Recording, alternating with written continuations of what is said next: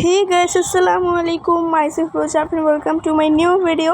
তো আজকে আমি আপনাদের সাথে শেয়ার করব চিকেন তান্দুরি। তো আমরা এখানে চিকেন নিয়ে নিয়েছিলাম আর এখানে আমরা অনেকগুলো বানাবো, তাই এখানে দিয়ে দিয়েছি পরিমাণ মতো আদা রসুনের পেস্ট, দিয়ে দিলাম টক দই, এখানে 3 চামচ দিয়েছি টক দই, দেন দিয়ে দিলাম হচ্ছে তান্দুরি যে মশলাটা পাওয়া যায় যে কোনো মার্কেটে বা শপে আপনারা পেয়ে যাবেন, ওই মশলাটা দিয়ে দিয়েছি ধনিয়ার গুঁড়া, দিয়ে দিয়েছি জিরার গুঁড়া, তারপর হচ্ছে দিয়ে দিয়েছি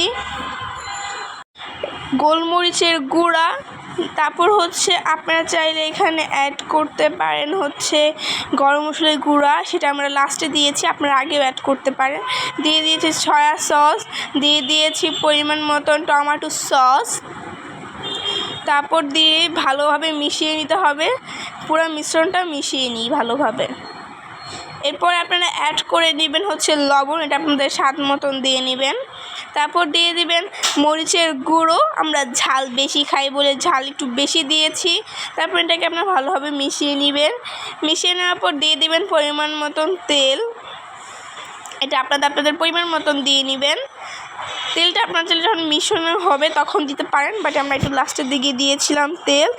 তারপর ভালোভাবে জিনিসটাকে মিশিয়ে নিতে হবে এবং লাস্টে অ্যাড করতে হবে চিকেন। এই যে চিকেন দেখতে পাচ্ছেন আমরা লেগ পিস নিয়েছি, আর লেগ পিসটা দিয়ে ভালোভাবে মাখিয়ে নিতে হবে চিকেনটা, এবং চিকেনটা আপনারা চেষ্টা করবেন 1 ঘন্টার বেশি রাখতে। আমরা এখানে আধা ঘন্টা আমরা একদিন আগে করেছিলাম, আপনারা চাইলে এখানে 1-2 ঘন্টার বেশি রাখতে পারেন। তো দেখতে পাচ্ছেন আমরা এটাকে লো ফ্লেমে রেখে ভাজছি সমানে, আর যেটা যখন একটু লেগে যাবে আমরা এটাকে একটু ঝোল টাইপ করতে চেয়েছিলাম।